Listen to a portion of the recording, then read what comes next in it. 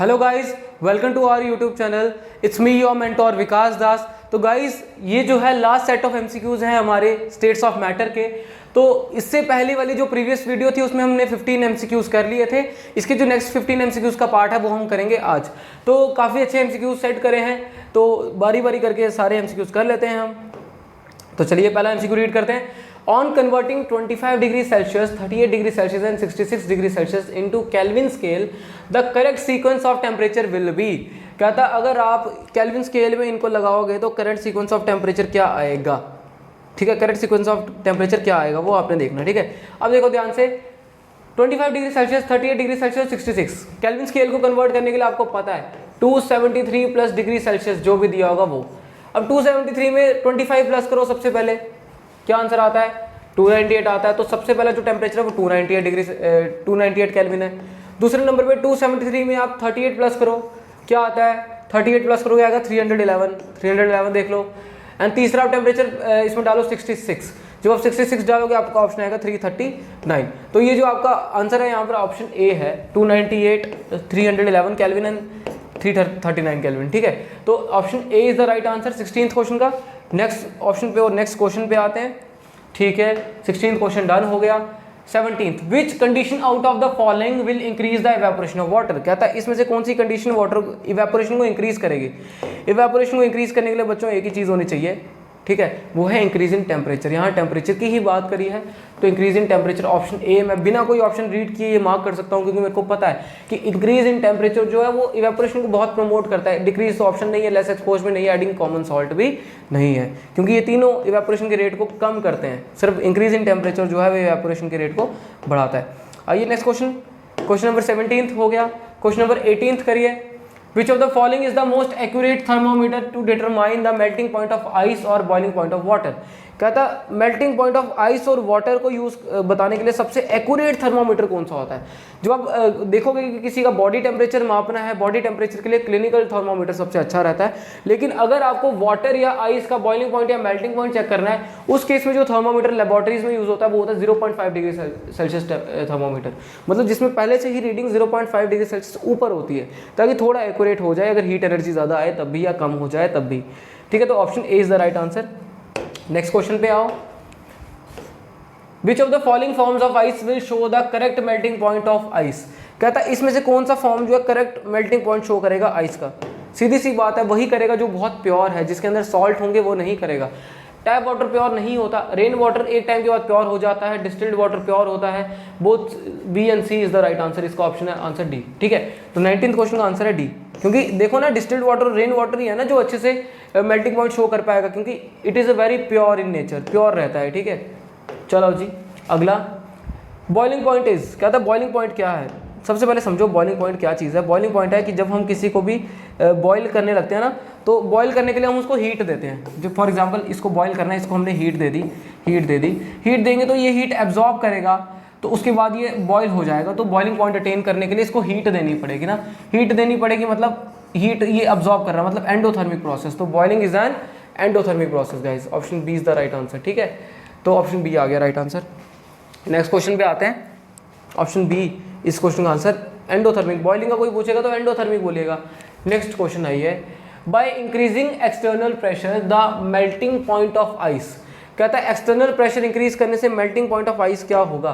ठीक है, melting point of ice में क्या होगा, देखो ध्यान से ये देखना। कहता मान लो ये आइस है, ये मेल्ट होना चाहता है। ठीक है, कहता मैंने बाहर प्रेशर इंक्रीज कर दिया, मतलब हाई प्रेशर कर दिया।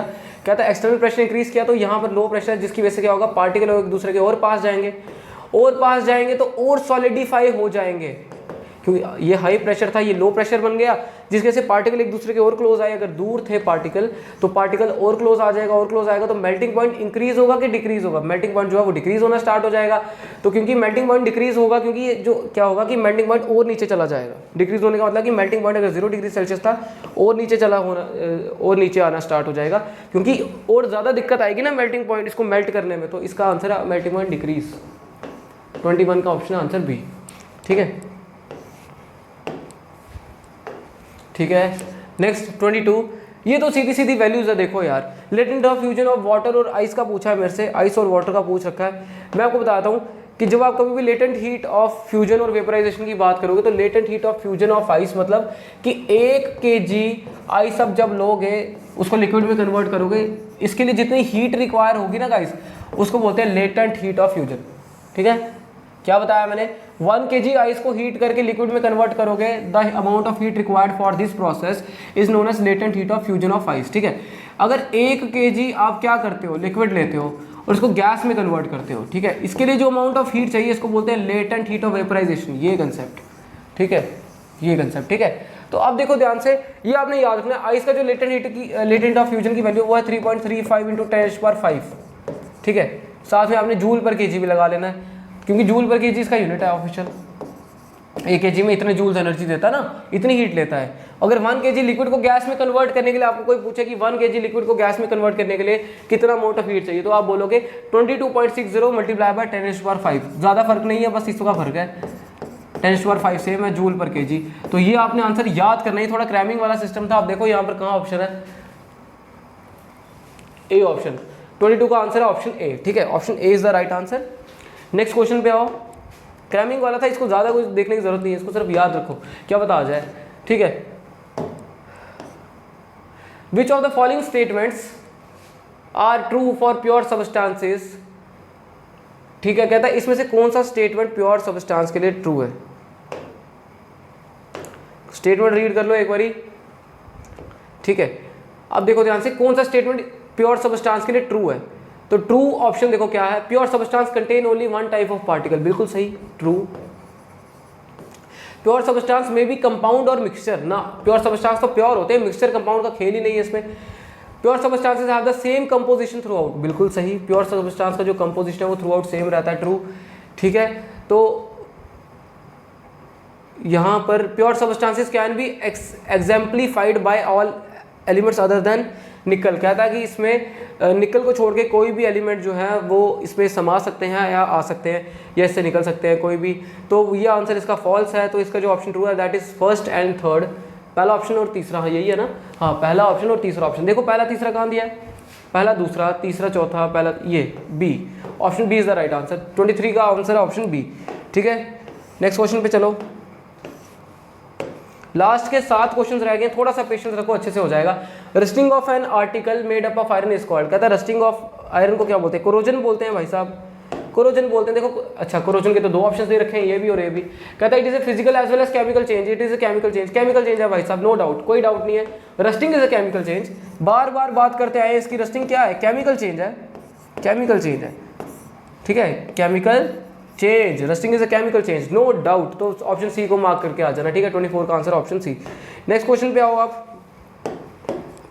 अब नेक्स्ट क्वेश्चन देखोगे तो नेक्स्ट क्वेश्चन में आपको दिखेगा a mixture of sulphur and carbon disulphide is. कहता एक कार्बन और सल्फर का डाइसल्फाइड का जो मिक्सचर है वो कैसा रहता है। सबसे पहली बात याद रखना, ये भी एक एग्जाम्पल है। ठीक है, ये उसकी एग्जाम्पल है कि ये वो एलिमेंट होते हैं, वो मिक्सचर है जो टिंडल इफेक्ट शो नहीं करता। सबसे पहली बात देखो, जहाँ पे does not show Tyndall effect का ऑप्शन है वो करना, या तो ये ऑप्शन सही है या तो ये, क्योंकि ये एग्जाम्पल सल्फर और कार्बन डाइसल्फाइड का एग्जाम्पल यही है कि जो टिंडल इफेक्ट शो करता ही नहीं है। तो ये इन दोनों में से कोई एक है। अब सल्फर जो होता है, सल्फर प्लस कार्बन डाइसल्फाइड, ठीक है, कार्बन डाइसल्फाइड, इन दोनों का मिक्सचर ना बिल्कुल होमोजीनियस नेचर का होता है, याद रखना, होमोजीनियस नेचर का होता है। तो होमोजीनियस मार्क कर लो, ऑप्शन डी। 25 का आंसर है ऑप्शन डी। ठीक है, आइए नेक्स्ट क्वेश्चन पे चलते हैं भाई साहब। ठीक है, tincture of iodine has antiseptic properties, this solution is made by dissolving iodine in potassium iodide, iodine in Vaseline, iodine in water and iodine in alcohol. देखो कहता है आयोडीन की एंटीसेप्टिक प्रॉपर्टी है, लेकिन आयोडीन वाला जो सॉल्यूशन बनाते हैं ताकि एंटीसेप्टिक की यूज़ कर पाए, इसका कैसे बनता है, वो बनता है देखो, आयोडीन जो होता है इसका क्रिस्टल जो है वो डालते हैं हम अल्कोहल में, खासकर इथेनॉल में डालते हैं, लेकिन मैं अल्कोहल लिखता हूँ, अल्कोहल में डालते हैं, जिसकी वजह से क्या होता है, ये एंटीसेप्टिक प्रॉपर्टी शो करने लग जाता है। ठीक है, एंटीसेप्टिक प्रॉपर्टी शो करने लग जाता है। तो अल्कोहल जहाँ भी है वो चूज़ कर लो, ऑप्शन डी। ठीक है, राइट आंसर। नेक्स्ट क्वेश्चन पे आओ, क्वेश्चन नंबर 27 की बारी है। Which of the following are homogeneous in nature. कहता है इसमें से कौन सा होमोजीनियस नेचर का है। तो होमोजीनियस मतलब आपका ऑप्शन में होमोजेनियस मतलब जिसकी कंपोजिशन थ्रू आउट क्या है, सेम है, जिसकी कंपोजिशन थ्रू आउट सेम है, ठीक है। तो आइस जो है होमोजेनियस नेचर का, बिल्कुल सही, आइस का एक फिक्स्ड अमाउंट है पानी की कुछ भी, तो आइस एक होमोजेनियस मिक्सचर है। थ्रू आउट वाटर के पार्टिकल है, वुड होमोजेनियस नहीं है, सॉइल भी होमोजेनियस नहीं है, एयर होमोजेनियस है। पता है क्यों? क्योंकि इसमें हर एक गैस की परसेंटेज जो है वो फिक्स होती है। फॉर एग्जांपल नाइट्रोजन की परसेंटेज फिक्स है, ऑक्सीजन की, कार्बन डाइऑक्साइड की, आर्गन, ओजोन, सबकी परसेंटेज फिक्स है, वाटर वेपर की 0.4% जिस हिसाब से, वो सब फिक्स है। तो ये जो है ये भी होमोजेनियस है। तो फर्स्ट और फोर्थ जो है वो होमोजेनियस है। तो फर्स्ट और फोर्थ ऑप्शन देखो कहाँ पर है, option C. Option C is the right answer for question number 27। Next question पे आओ, देख लेना। आई होप आपको अभी तक सारा समझ आ रहा हो ना। अगर नहीं आ रहा तो कमेंट जरूर करिए। Which of the following are physical change, physical changes कहता है इसमें से कौन सी चेंज फिजिकल चेंजेस है। दो सेट ऑफ ऑप्शंस दे रखे हैं, फिजिकल चेंजेस वाला क्वेश्चन है, देख लो इसमें कौन कौन सी फिजिकल चेंजेस है। अच्छा, मेल्टिंग ऑफ आयरन मेटल, एक बार मेल्ट करोगे तो वापस कास्ट करके वापस से आयरन बना सकते हो, तो ये फिजिकल चेंज है। रस्टिंग ऑफ आयरन मैंने भी बताया केमिकल है, ये ऑप्शन नहीं हो सकता। बेंडिंग ऑफ आयरन रॉड, एक बार आयरन रॉड को बेंड कर दोगे तो सीधा कर सकते हो, ये भी फिजिकल चेंज है। Drawing a wire of iron metal, iron metal से तार बनाओगे, उसको वापस से पिघला के वापस आयरन कर सकते हो, तो ये भी फिजिकल चेंज है। तो फर्स्ट फिजिकल चेंज है, थर्ड फिजिकल चेंज है और फोर्थ है। फर्स्ट, थर्ड और फोर्थ कहाँ पर है? First second third, first second fourth, second third fourth, first third fourth, ये ऑप्शन सी राइट आंसर। ठीक है बच्चों, नेक्स्ट क्वेश्चन पे आओ, क्वेश्चन नंबर 29। ठीक है, हो गया, बस खत्म हो गई वीडियो ना। 29, which of the following are chemical changes, कहता है इसमें से कौन से चेंजेस केमिकल चेंजेस है। ठीक है, तो यहाँ पर आपने देखना कि क्या क्या चीजें यहाँ पर केमिकल चेंज शो कर सकती है। केमिकल चेंज वो हैं जो वापस से इरिवर्सिबल नेचर के हो। डिकिंग ऑफ वुड, इरिवर्सिबल नेचर, क्यों? एक बारी लकड़ी खराब हो गई, अगर किसी माइक्रो ऑर्गेनिज्म ने इससे फूड ले लिया, खराब कर दिया, वापस से वो लकड़ी नहीं आ सकती। Burning of would, again irreversible change है, दोनों केमिकल चेंजेस है। सॉइंग ऑफ वुड, अगर लकड़ी को काटो तो वापस से उसको हाँ जोड़ेंगे, अगर फेविकोल लगा के जोड़ेंगे, तो ये सच में एक मतलब ऐसा है कि ये फिजिकल चेंज है, इसमें ज़्यादा केमिकली कोई पार्टिसिपेशन नहीं होती। हैमरिंग ऑफ नेल, अगर कील को ठोको लकड़ी में तो वापस कील बाहर निकाल सकते हैं, ये भी फिजिकल चेंज है। केमिकल चेंज है पहला और दूसरा, पहला दूसरा ऑप्शन ए राइट आंसर। 29 का आंसर ऑप्शन ए। लास्ट के कुछ क्वेश्चन फिजिकल और केमिकल चेंजेस पे ही हो गया ना। ठीक है, चलो अच्छी बात है, आप कंसेप्ट सीख रहे हो। अच्छा जी, लास्ट सवाल हमारा, और लास्ट सवाल काफ़ी बड़ा है, मैंने एक्सपेक्ट नहीं किया था इतना बड़ा सवाल होगा। चलिए, पर क्या करें, हमारी टीम बैठी है, जैसे क्वेश्चन हमें मिलते हैं वैसे करवाने पड़ते हैं। Two substances A and B were made to react to form a third substance, कहता है दो सबस्टांस है ए और बी, ये रिएक्ट करके तीसरा सबस्टांस बना रहे हैं, ए टू बी जो रिएक्शन दे रखी है ये इसके अकॉर्डिंग। ठीक है, कहता है which of the following statements concerning the reaction are incorrect. Incorrect बताना है, गलत कौन कौन से बता देना भाई साहब, बताओ गलत कौन कौन से गलत है। The product A two B show the properties of substances A and B, कहता है जो ए टू बी प्रोडक्ट है वो सबस्टांसेस ए और बी की प्रॉपर्टी शो करेगा। ऐसा जो है ये प्रॉपर्टी शो करेगा कि नहीं करेगा, करेगा कि नहीं करेगा, एक बार रिएक्शन देख लेता हूं मैं। A gives us A two B, ठीक है, अब देखो ध्यान से, the product A two B shows the property of substances A and B, कहता है ए टू बी जो है वो सबस्टांस ए और बी की प्रॉपर्टी शो करेगा। इनकरेक्ट ऑप्शन चूज करना है। हाँ, ये प्रॉपर्टी जो है ये चूज नहीं करता है, वैसे मतलब ये प्रॉपर्टीज चूज नहीं कर सकता। जरूरी थोड़ी कि कार्बन ऑक्सीजन मिले, कार्बन डाइऑक्साइड बनेगा, इसकी प्रॉपर्टीज से मैच करती है, जरूरी थोड़ी है। तो ये ऑप्शन इस हिसाब से ऑप्शन जो है वो इस, क्योंकि ये इनकरेक्ट है, ये बात गलत है, इसलिए पहला वाला ऑप्शन तो ठीक है इस क्वेश्चन के लिए। इनकरेक्ट बताना ना, ये गलत है ना, नहीं करता है। The product will always have a fixed composition, कहता है एक प्रोडक्ट की फिक्स कंपोजिशन रहेगी। हाँ, जब कोई भी रिएक्शन होती है इसकी कंपोजिशन चाहे आप यहाँ बना लो, चाहे ऑस्ट्रेलिया में, चाहे यूएसए में, फिक्स कंपोजिशन रहेगी। ये ऑप्शन नहीं है आपका, ये क्योंकि सही है, इनकरेक्ट वाले पोर्शन में फिट नहीं बैठता। तीसरा, the product so formed can not be classified as a compound, compound तो बना है ये, तो कंपाउंड तो बोलेंगे, तो ये ऑप्शन तो गलत है। तो ये वाला ऑप्शन सेकंड ये थर्ड ऑप्शन भी गलत हो गया। The product so formed is an element, product जो बना वो एलिमेंट थोड़ी है, वो तो कंपाउंड है, तो ये ऑप्शन भी इनकरेक्ट है। तो फर्स्ट थर्ड और फोर्थ ऑप्शन इनकरेक्ट है। फर्स्ट थर्ड और फोर्थ जो है, फर्स्ट थर्ड फोर्थ, यहाँ पर फर्स्ट थर्ड फोर्थ जो है वो दो जगह लिख दिया मेरे भाई ने। तो इसका जो ऑप्शन है, अब या तो फर्स्ट थर्ड फोर्थ ये है, या तो फर्स्ट थर्ड फोर्थ ये है, दो जगह फर्स्ट थर्ड फोर्थ आ गया। या तो बी मार्क कर लो या तो सी मार्क कर लो, कोई दिक्कत वाली बात नहीं है, ज़्यादा कोई यहाँ पर कमी पेशी नहीं चलेगी। तो आप देख लेना, फर्स्ट थर्ड फोर्थ जो है ऑप्शन बी मार्क करो या सी, दोनों ऑप्शन सेम है, सही जवाब होगा। तो ये जो हो गए आपके लास्ट सेट ऑफ एमसीक्यूज खत्म। इसी तरीके से बाकी अगर और कोई पेंडिंग सिलेबस हुआ और कोई नए एमसीक्यूज की सीरीज के साथ मैं मिलता हूँ आपको नेक्स्ट वीडियो में। तब तक के लिए वीडियो को लाइक करो, कमेंट करो, बताइए कि कंसेप्ट जो है आपको समझ आ रहे भी हैं कि नहीं आ रहे, कि मैं सिर्फ हवा में बढ़ा रहा हूँ, और कैसा लग रहा है, क्या कुछ चेंज करने की ज़रूरत है, चीज़ें बताओ। और मेरे से कोई डाउट्स है तो पूछो कमेंट सेक्शन में। हम मिलते हैं नेक्स्ट वीडियो में, तब तक के लिए thank you so much guys and stay tuned for the next lecture.